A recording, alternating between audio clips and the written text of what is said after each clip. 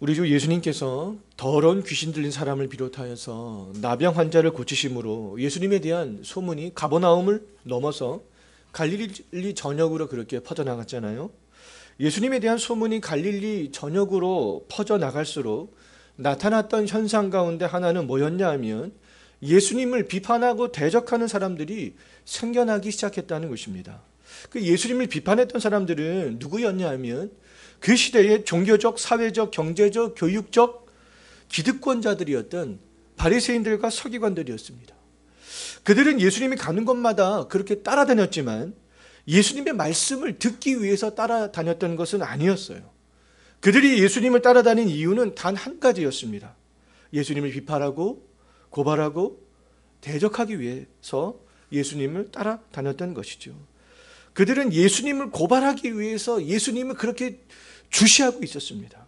우리는 지난주에 바리새인들과 서기관들이 마가복음 2장 1절부터 3장 6절까지 5차례에 걸쳐서 예수님이 행하시는 일들에 대해서 문제를 삼거나 비판한 것들에 대해서 우리는 살펴보았습니다.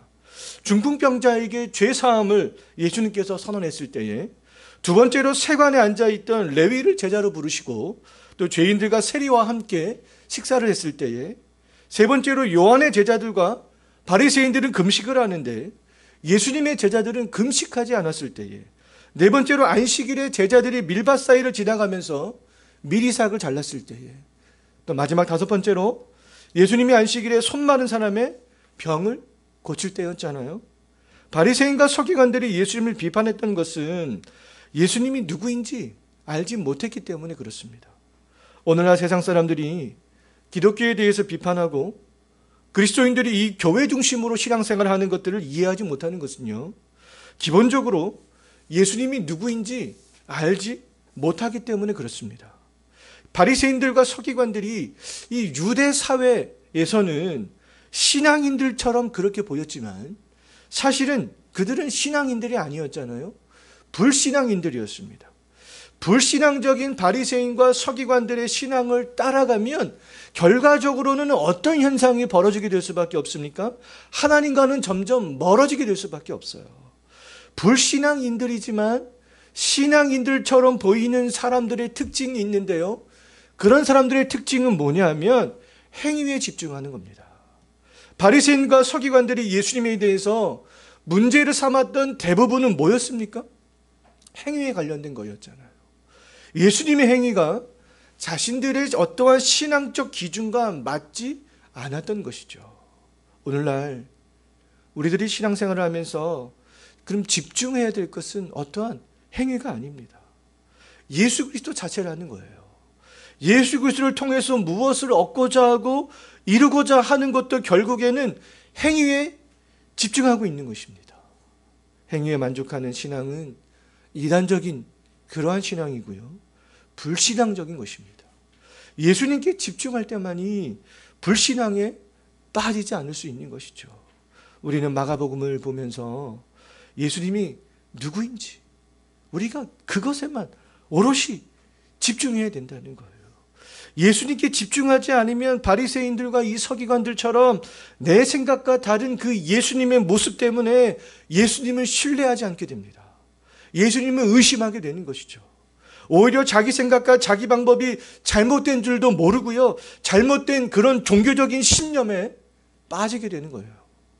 많은 사람들이 한국 교회의 문제점을 이야기하지만 한국 교회가 개혁이 되지 않는 이유는 예수님께 집중하지 않기 때문입니다. 교회가 말씀에 집중하지 않기 때문에 그러한 현상들이 일어나게 되는 것이죠. 신천지 집단이 불과 30년 만에 급성장하게 된 것도요, 예수님께 집중하지 않고 말씀에 집중하지 않은 기존 교회 때문이 아니겠어요? 교회가 말씀에 집중하지 않고 있는 그 사이에 많은 교회인들이 신천지 집단의 그런 간교함과 거짓에 속아 넘어서 그쪽 집단으로 거의 대부분이 다 넘어간 것이 아니겠어요? 이 땅에 오신 예수님께서 하신 일은요, 선포하고 가르치는 겁니다. 교회가 마땅히 할 일도 예수님이 하신 것처럼 선포하고 가르치는 거예요. 말씀에 집중하는 겁니다. 예수님은 예수님을 대적하신 그 바리새인들과 서기관들을 향해서도 가르치셨고 또 가르치셨잖아요. 그들이 5번에 걸쳐서 예수님을 비판하고 대적함에도 불구하고 예수님은 그들을 향해서 가르치셨고 또 가르치셨습니다. 서기관들과 바리새인들은 마가복음 2장 1절에서 3장 6절까지 5번에 걸쳐서 예수님을 대적하고 예수님이 행하시는 일들에 대해서 비판하고 의문을 가졌지만, 예수님은 그때마다 그들에게 자신을 변호하신 것이 아니라 예수님이 누구이신지 그것에 대해서 예수님께서는 집중적으로 가르치셨어요. 우리는 지난주 바리새인들과 서기관들이 예수님을 비판할 때 예수님께서 어떤 가르침을 주었는지 살펴봤습니다. 다시 한번 그것들을 말씀을 드리면, 첫 번째로 예수님께서 주신 가르침은 중풍병자를 걷게 하심으로 인간의 죄를 사할 수 있는 하나님이라는 사실을 예수님께서는 가르쳤죠. 나는 단순한 인간이 아니야. 나는 죄사함의 권세를 갖고 있는 하나님이야. 이것들을 그들에게 가르치셨잖아요. 두 번째로 예수님께서는 죄인들과 세리와 식사 자리에 함께 하심으로 죄인을 부르러 온 하나님이라는 사실을 가르치셨습니다. 예수님께서 이 땅에 오신 목적을 가르치셨던 것이죠. 우리가 그럼 죄인이라는 사실들을 잊어서는 안 돼요. 내 속에서 올라오는 다양한 죄성과 내 육체를 통해서 나타나는 그런 죄들을 간과해서는 안 됩니다. 우리의 죄를 사할 수 있는 예수님은요, 죄인을 부르러 오셨어요. 자기 죄를 인정하고 예수님의 부름에 반응을 보인 의인들이 아버지의 나라에서, 정말 우리들이 아버지의 나라에서 해와 같이 빛날 때에 죄성을 간과하는 사람들, 바리새인들과 서기관처럼 종교적, 교육적, 사회적, 경제적 기득권들을 다 가졌지만 자기의 행위로 의로움으로 삼았던 사람들은 결국에는 풀물불에 던져져서 울며 이를 갈게 될 것이다. 예수님께서 이렇게 말씀하셨잖아요. 지난주에 이어서 오늘 우리가 살펴볼 구체적인 이제 내용은요, 바리새인과 서기관들을 비롯한 사람들이 예수님을 대적했을 때에 예수님이 그들에게 가르쳐준 3번째, 4번째, 5번째 말씀이 되겠습니다. 3번째로 사람들이 예수님의 제자들이 금식할 때에 금식하지 않는 문제를 거론했을 때 예수님께서는 19절, 20절, 21절, 22절을 통해서요, 3가지 비유로 그들을 가르치시는 것들을 볼 수 있습니다. 예수님께서는 첫 번째 비유로 가르치시는데요, 혼인잔치 비유로 그들에게 금식하지 않는 이유에 대해서 그렇게 가르치는 것들을 볼 수 있어요. 19절을 한번 보시기 바라겠습니다. 예수님께서는요, 19절에서 자신을 신랑으로 비유하고 있는 거예요. 혼인집 손님들을 제자들로 그렇게 비유를 하고 있는 것입니다. 혼인집 손님들로 비유된 제자들이 금식하지 않는 것은 신랑 되시는 예수님과 함께 지금 혼인잔치에 참여하고 있기 때문이라는 것이죠. 혼인잔치는 축하하고 즐기는 자리이지 슬퍼하며 금식하는 자리가 아니잖아요. 제자들은 구약에서 예언한 신랑 되시는 그 메시아가 예수님인 것을 믿었고요, 예수님과 함께 지금 하고 있는 것입니다. 혼인잔치에 지금 참여하고 있는 것이죠. 제자들이 금식하지 않은 것을 비판했던 사람들도요, 마음으로는, 이 생각 속으로는요, 신랑 되시는 메시아를 기다렸습니다. 기다린 것들은 동일해요. 그러나 그들은 신랑 되신 그 예수님이 오셨을 때 제자들과는 달리 예수님을 구약에서 예언한 메시아로 믿지 않았던 것이죠. 제자들과 금식하지 않았던 제자들을 비판한 사람들은 동일한 상황이었지만 동일한 상황에서 그들이 다른 행동, 다른 말을 했던 것은요, 예수님을 메시아로 믿느냐 믿지 않느냐의 차이 때문이었습니다. 이와 같이 믿음은요, 예수님과 함께하는 것을 기뻐하게 되지만 불신앙은요, 예수님을 대적하게 됩니다.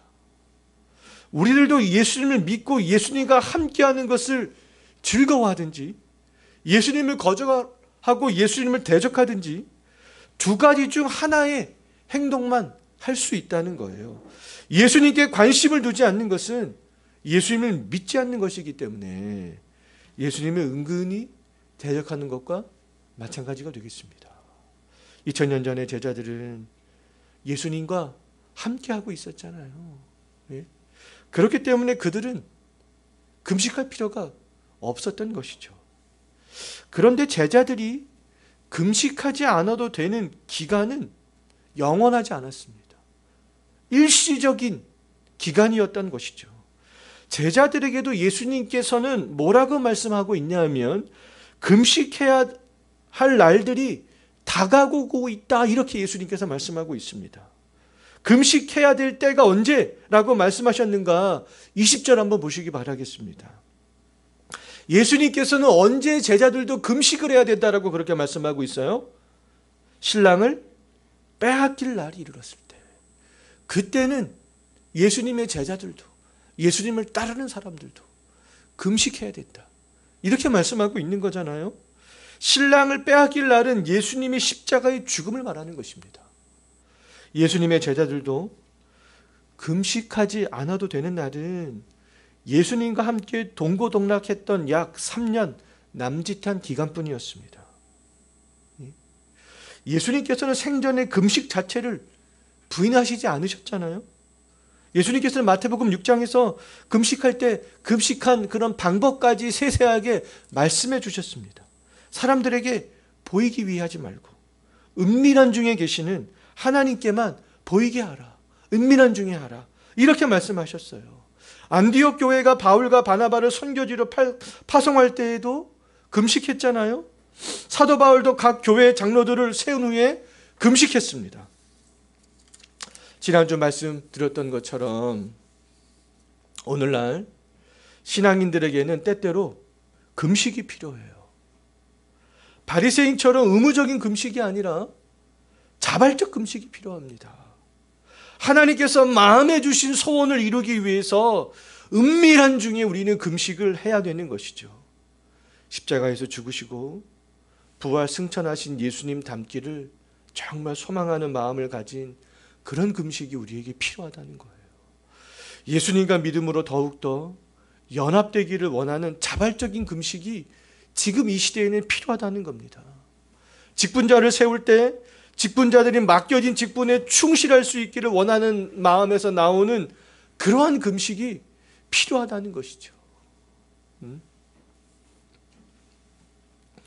예수님께서 두 번째로 생배 조각, 즉 새 옷 조각을 통해서, 또 세 번째로 새 포도주를 새 부대에 넣는 비유를 통해서 금식에 대해서 가르치셨는데요.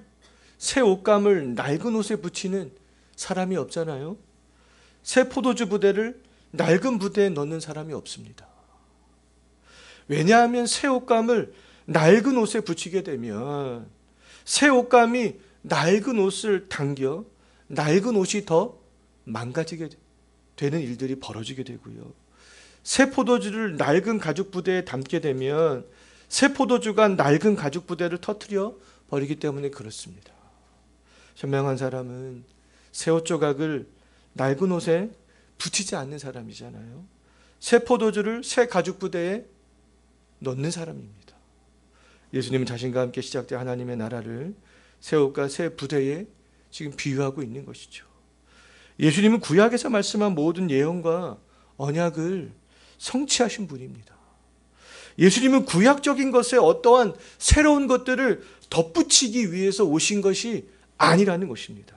자신과 함께 시작된 새 언약을 옛 언약인 구약 속에 그렇게 집어넣으려고 오신 분이 아니잖아요. 저는 신약이 구약을 담을 수는 있어도 구약이 신약을 담을 수는 없다고 생각합니다. 성경을 볼 때 바른 관점은 신약의 관점으로 구약을 보는 거예요. 성취된 관점에서 예언된 것을 보는 것이고요. 완성된 관점에서 보는 것입니다. 완성된 것으로 그림자와 모형을 보는 것이죠. 우리가 세상을 바라보는 방식은 예수님의 방식이 되어져야 된다는 거예요. 온전한 예수님의 관점으로 보는 것입니다. 일부만 예수님께 집중하고 여전히 나의 생각과 경험을 더 신뢰하는 것은요, 생배 조각을 낡은 옷에 붙이는 것이고 새 포도주를 낡은 가죽 부대에 넣는 우매한 행동이 되겠습니다. 좀처럼 복음에 정말 합당한 삶으로 변화되지 않는다면, 성경보다 세상의 소리가 더 크게 들리고 세상의 소리들이 더 중요하게 들린다면, 바리새인들과 서기관들처럼 예수님에 대해서 대적하고 싶은 마음이 들고요, 이 교회와 그리스도인들에 대해서 비판하고 싶은 마음이 든다면 온전히 예수님께 집중해야 되는 것이죠. 내 생각과 내 경험으로는 예수님을 닮을 수 없습니다. 내 생각과 내 경험은요, 예수님에 의해서 새로워져야 되는 거예요. 날마다 새로워져야 되는 것입니다. 예수님으로 인해서 새로워지지 않으면요, 금식하지 말아야 될 때 금식하게 되고요, 금식해야 될 때 금식하지 않는 우를 범하게 되는 것이죠. 예수님을 대적하고 비판하게 되는 것입니다. 지금은 우리의 거처를 예배하러 가신 주 예수 그리스도가 이 땅에 다시 오실 때까지 우리를 구원하기 위해서 십자가에서 죽으시고 부활 승천하신 주 예수 그리스도를 우리들이 얼굴과 얼굴을 대면하여 보는 것처럼 완전히 알 때까지, 우리들은 금식을 때때로 해야 될 필요가 있습니다. 예수님을 간절히 사모하는 마음으로 금식을 해야 될 필요가 있어요. 세상을 신앙의 눈으로 바라보기 위해서, 또 믿음이 성장하기 위해서, 장차 완전하게 임하게 될 새하늘과 새 땅을 눈에 보이는 세상보다 정말 우리가 더 사모하기 위해서 이 시대에 우리에게 필요한 것 중에 하나는 지금은 금식이라는 것입니다. 예수님과 함께 있을 때는 금식할 필요가 없어요. 2000년 전에 3년 남짓한 동안에 예수님의 제자들, 또 우리가 새하늘과 새 땅에서 완전하게 될 그곳에서는 더 이상 금식할 필요가 없습니다. 그런데 지금은 때때로 금식을 해야 될 필요성이 있다는 것이죠. 네 번째로, 바리새인들이 예수님의 제자들이 안식일에 미리삭을 자른 것을 가지고 예수님을 비판했을 때에 예수님께서는 다윗의 예를 들면서 안식일의 주인이 과연 누구인가, 그것에 대한 가르침을 주시는 것들을 볼 수 있습니다. 다윗은 사울을 피해 도망다니면서 며칠을 굶었어요.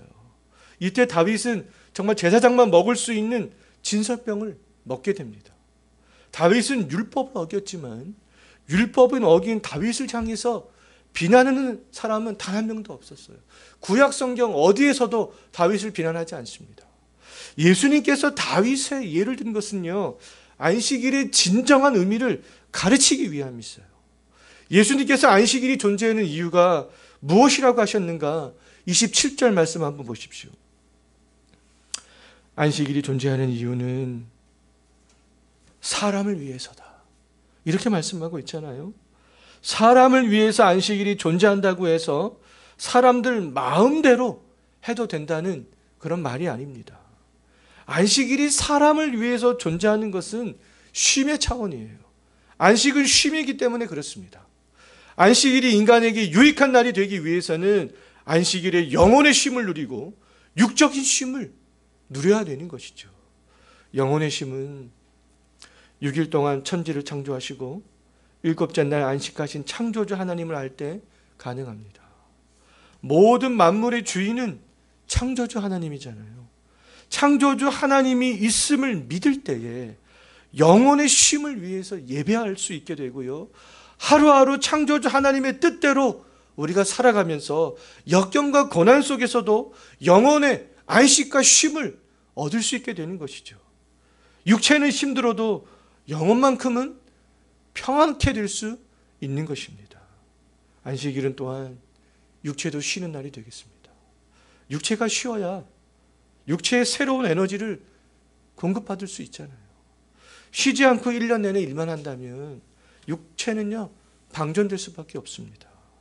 이 영혼의 쉼과 육체의 쉼을 균형적으로 잘 누릴 수 있는 방법은 안식일에 바리새인들처럼 그렇게 규칙을 만들어서 지키는 것이 아니에요. 신약 시대에는 그렇습니다. 규칙을 만들어서 지키는 것은 옛 질서 가운데 있었던 일이라는 것이죠. 예수님 안에서 새롭게 규정된 그런 안식일은요, 특정한 규칙이 없습니다. 자유 가운데 누릴 수 있는 영혼의 쉼과 육체의 쉼이 되는 것이죠. 예수님이 제자들의 안식일에 미리삭을 잘라먹은 것은 이미 예수님의 제자들은 예수님 안에서 새로운 질서 안에 그렇게 있는 것으로 볼 수 있어요. 그들은 안식일에 미리삭을 잘라먹어도 아무런 거리낌이 없었습니다. 왜요? 예수님과 함께하기 때문에, 예수님 안에 있기 때문에 그렇습니다. 제자들이 그렇게 할 수 있었던 것은요, 예수 그리스도 안에서 예수께서 주시는 은혜들을 누렸기 때문에 그랬던 것이죠. 마찬가지로 다윗이 제사장들만 먹을 수 있었던 진설병을 먹었지만 죄가 되지 않았던 것은 다윗은 하나님의 기름 부음을 받은 사람으로 하나님 안에 있었기 때문에 그렇습니다. 인간 다윗이 하나님 안에서 제사장만 먹을 수 있는 진설병을 먹고도 죄가 되지 않았다면 예수님은 다윗과는 비교할 수도 없는 그러한 분이잖아요.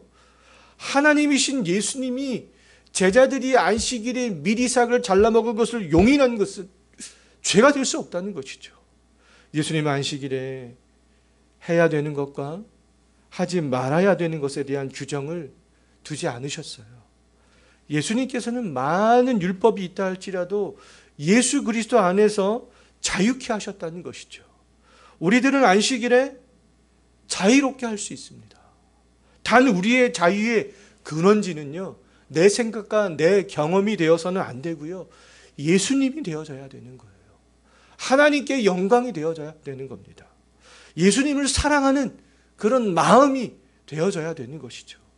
안식일을 자유로운 가운데 가장 잘 지킬 수 있는 방편은 안식일을 만드신 그 하나님을 사랑하는 거예요. 이 땅에 오신 하나님이신 예수 그리스도 안에 있는 것입니다. 그러면 안식일에 우리가 무엇을 해야 할지, 어떻게 해야 할지 그것들을 알게 될 뿐만 아니라, 자유함 가운데 알게 될 뿐만 아니라, 안식일이 정말 무거운 짐을 지는 그런 날들이 아니라 우리의 영혼의 쉼과 육체의 쉼을 주는 감사와 기쁨이 있는 날이라는 것들을 알게 될 것입니다. 정말 다섯 번째로, 또 사람들이 예수님이 안식일에 손 마른 사람을 고친 것에 대해서 비판했을 때에 예수님께서 그들에게 어떤 말씀으로 가르치시는가, 3장 4절 한번 보시기 바라겠습니다. 예수님께서는 안식일에 대해서 따로 규정하시지는 않으셨지만 어떤 일을 행해야 하는지에 대해서는 가르치셨어요. 하나님께서 주신 율법의 대원리는 하나님을 사랑하고 이웃을 사랑하는 거잖아요. 예수님께서는 이 십계명의 두 원리를 가지고 사람들을 가르치셨습니다. 안식일에 행해야 될 첫 번째 원리는요, 하나님을 사랑하는 것이고요. 두 번째 원리는 이웃을 향해서 이웃을 사랑하는 마음으로 선을 행하는 것이고 이웃의 생명을 구하는 것입니다. 예수님을 대적하는 사람들은 예수님이 무엇을 하든 어떤 말을 하든지 근데 트집을 잡는 것들을 볼 수 있습니다. 3장 본문에 있는 사람들도 마찬가지였잖아요. 2장 본문에 있는 사람들도 마찬가지였습니다. 예수님이 구구절절 옳은 말씀을 하시지만 그들은 예수님의 말에 정말 구구절절 옳은 말씀을 하시는 예수님의 말에 심적으로는 그들이 동의합니다. 4절 마지막 부분 한번 보십시오. 예수님께서 옳은 말씀을 하시자 그들이 보인 반응은 뭐였습니까? 그냥 잠잠하게 있는 거였잖아요. 그들이 잠잠한 것은 예수님의 말씀에 심적으로 동의할 수밖에 없었기 때문에 아무 말도 하지 못했던 것이죠. 그러나 그들의 본성은 동의하지 못했습니다. 5절 한번 보십시오. 예수님께서는 그들의 마음에 완악함을 탄식하셨잖아요. 노하셨습니다. 그들의 심적으로는 동의했지만 본성적으로는 동의하지 못하는 것들을 볼 수 있어요. 오늘날에도 마찬가지라고 생각합니다. 대한민국 사회에서 교회가 옳은 말을 해도, 우리 그리스도인들이 옳은 말을 해도 예수님과 교회에 대해서 대적하는 사람들은 끊임없이 적대성들을 보일 수밖에 없다는 거예요. 오늘날 교회가 대한민국 사회에서 피해를 주는 것이 있습니까? 제가 아무리 생각해 봐도 교회가 그리스도인들이 피해를 주는 것은 없다고 생각이 됩니다. 사회사업을 가장 많이 하는 것이 교회예요. 이웃돕기에 가장 많은 지출을 하는 것이 교회입니다. 그런데 언론에서는 이런 것들 보도하지 않잖아요. 그럼에도 사람들은 교회를 싫어하고 적대시해요.